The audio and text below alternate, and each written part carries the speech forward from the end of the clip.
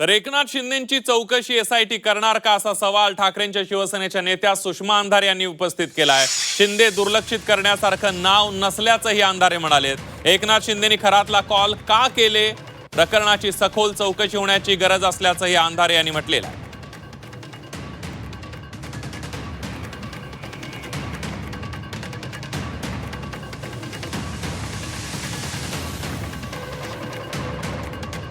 नवीन अघोरी तंत्रमंत्र विद्येचं प्रकरण आले।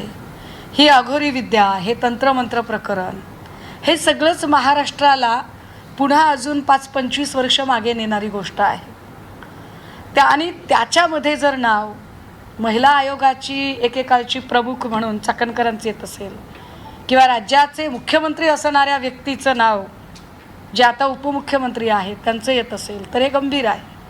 त्यामुळे हे कॉल एकनाथ शिंदेंनी कशासाठी केले, का केले, याची चौकशी होणं गरजेचं आहे।